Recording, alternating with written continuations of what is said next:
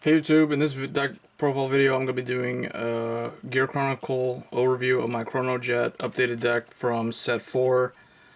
The deck is actually missing quite a few, well, the main deck in my opinion is for the most part complete. It's probably only missing like one card, and then the Stride deck is actually missing Next Stage. Since Next Stage is actually really hard to get right now, it's way too overpriced in my opinion.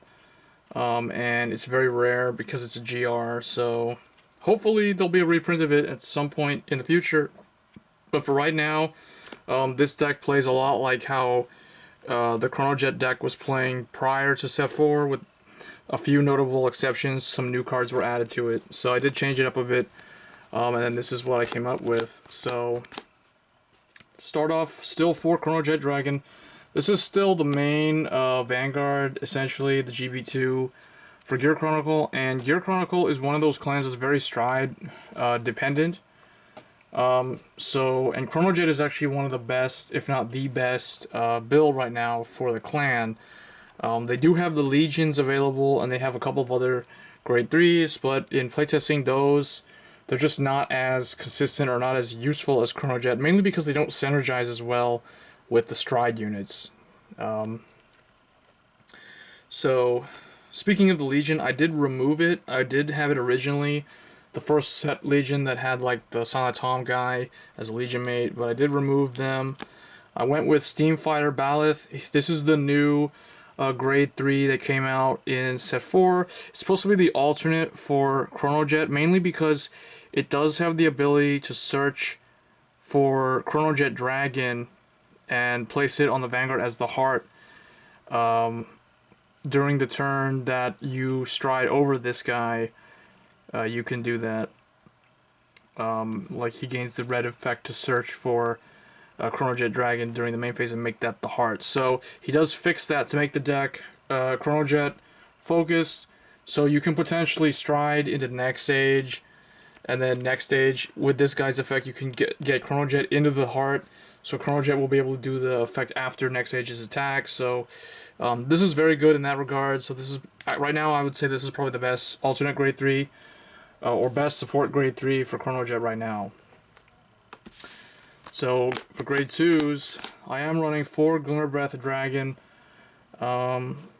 He is in here mainly because he is Chronojet support specifically, and I did try to make the deck as much or as heavily focused around Chronojet as possible. The only component missing really is Next Stage and the Critical Trigger, which are probably like the 2 most important cards.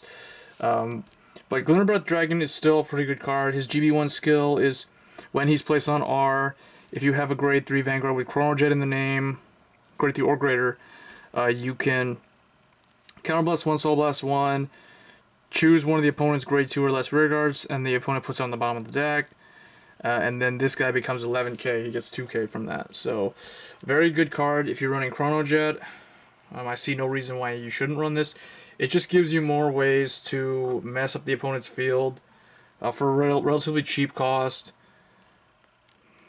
And then, speaking of more ways to mess up the opponent's field, I am still running the 4 Amber. So, Steamfire Amber, he came out in the trial deck with Chronojet. He's the generic GB1. When this attacks a Vanguard and it's boosted, Counterblast want to do something. So he basically does the same thing that this guy does, only he doesn't gain 2k. He just like sends it to the bottom and that's it. So, but still very good, very easy to pull off that skill. And then the last grade 3 is the new grade 2 that they got in set 4. So this is Upstream Dragon. A lot of people say this is really good, and in playtesting it, I do agree. It is a very, very good card. I do wish I had a 4th one, but unfortunately I only have 3. If I was going to run a 4th, I'd probably drop 1 Glimmer Breath. Mainly because even though this guy doesn't loop stuff or like remove things from the opponent's field, he gains quite a bit of power. So him combined with a grade 1 behind him, potentially if you run the 8k, which I actually do, you'll see this can actually form a 21k column relatively easily without Chronojet having to do anything, assuming you have GB1. So, Upstream Dragon is definitely really good. So I like this card a lot. For grade 1s, because the deck is so heavily counterblast, definitely the 4 Arlim over the regular Perfect Guard. You need to unflip as much as you can. Chronojet on strides counterblasting. He's got there's some stride units that use counterblast. Amber's counterblasting one. This guy, Glimmer Breath's counterblasting one. So there's just so much counterblast. It's crazy. It's very similar to the Link Joker. Link Joker, the Messiah stuff, they counterblast so much as well. So definitely the 4 Arlim. And because it's Chronojet focus and stride focus in general, 4 Steam Breath Dragon. It's your stride enabler. It's really good. And then next, I am running 3 of the new unflip engine for the deck. So this is Steam Fighter Erningen. So this guy is basically, he's kind of like the Dorant of the deck. That's what I'd like to refer to him as. So what he does is once per turn, his GB1 skill, when your opponent's rearguard is put into his or her deck due to the effect of one of your cards. So basically, like when you swap something to remove it back into send something back to the deck with either his on-stride effect or Amber or Glimmer Breath or any of those guys, he can unflip one. He countercharges the card basically. The only requirement besides GB1 is that you have to have Chronojet as the Vanguard, either Chronojet or some grade 3 or greater with Chronojet in the name. So again, this provides more reasoning why Chronojet is actually like the best Gear Chronicle deck right now. So 3 of him. A lot of people say you need to run 4. After playtesting it, I really feel like 3 is enough, especially since Upstream can potentially call him to the field at the end of the turn. So you'll usually almost always have one of these at any given time on the field. And very similar to the Chameleon in Link Joker, you only really need 1 on the field at a time. I mean, it's nice to have 2. If you have 2, you'll just have 2, but they're just the way that the deck needs to set up its columns. I feel like 3 is enough. Because I am running 2 Mazer Gear Dragons, so this is the AK Vanilla. In these stride focus decks, what I found is that 2 AK Vanilla tends to be pretty good. Like if you get lucky and you ride one of these and it's good, it's anti-rush, you can easily block with a 10k. Unless your opponent runs these as well, but most people don't from what I found.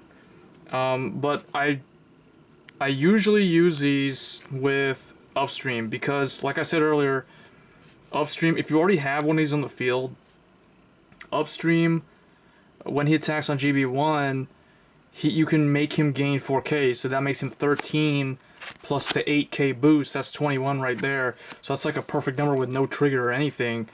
And at the end, he gets to call a grade. He goes to the deck and he basically calls a grade 1 at rest. So he can fetch this guy or the last grade 3 that I run, which is actually Steam Skara GG. So GG is the Soul Blast 2 draw cards. It's basically the Calamity Tower for the deck or for Gear Chronicle. 1 is enough because what I found is Upstream can very easily either call this or this guy, and usually this is going to be more important. So one is enough. If she gets damage checked, then whatever, you just don't use it. You'll call this or that or whatever. So there's lots of targets, but I feel like I don't want to run too many 5k because I just don't like 5k. I'd rather run the 8k just for the pressure, the consistent pressure that it provides with Upstream. So 1 GG is enough. So that's basically the grade 1s. And for the 0s, I'm still running the Lucky Pot Draco Kid because it's the Margot clone.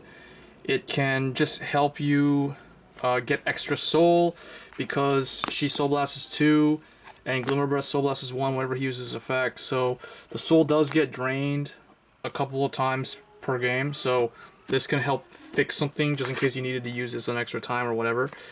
So 4 draw triggers and then just 8 critical. I didn't change the trigger lineup from before. Some people do say you should run 12 critical. I may consider doing that since they do have a new critical now. So they can actually run 12 crit in Gear Chronicle, but for right now, I feel like this is fine. And then just the heals. And the starter, I'm still sticking with Gunner Gear Draco Kid. I like the consistency of being able to search grade 3 so I can keep the stride going.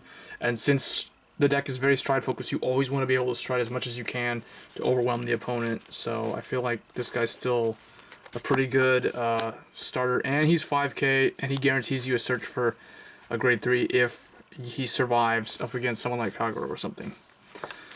So moving on to strides, I'm still running my one interdimensional dragon, Chronos Command Dragon, because I do have the one of it. It's just one of those that the best time to stride this is when you're up against an opponent that likes to rush like Aqua Force for someone. And it essentially, what he says is drop your perfect guard, because if they don't, then their whole field gets messed up. So one of him, I almost never stride him. It's very situational and depends on the opponent or the matchup. And then these two, Mystery Flare from the trial deck, this is kind of a very lousy card, but essentially this should be next stage for those wondering. I just don't have next stage. Like I said at the beginning of the video, I may get it at some point if the price ever falls or if it gets reprinted. But yeah, this should be next stage. But for now, this is what I've got. And then one Fate Rider Dragon. Fate Rider Dragon, I'm thinking of actually bumping up to 2. Because I really like this card. I feel like this is one of the best stride units that Gear Chronicle has right now. It's very good in late game, but you can even use it early. So it just depends on how the match is playing out. And then 2, Upheaval Pegasus. He's good because the deck is Chronojet, and he was probably Chronojet's best stride unit until Next Age came out. So still a very good card at messing up decks like Neo Nectar, or even like some Gold Paladin, Royal Paladin decks that have to focus heavily on trying to call out their ideal field. Probably Royal Paladin is weak to this guy, because they don't have a lot of ways to call grade 1s unless they use Sword Me. But yeah, so Upheaval is pretty good at 2, and then the last stride unit is just 2 Epoch Maker. Epoch Maker is okay. He's an okay stride unit in my opinion.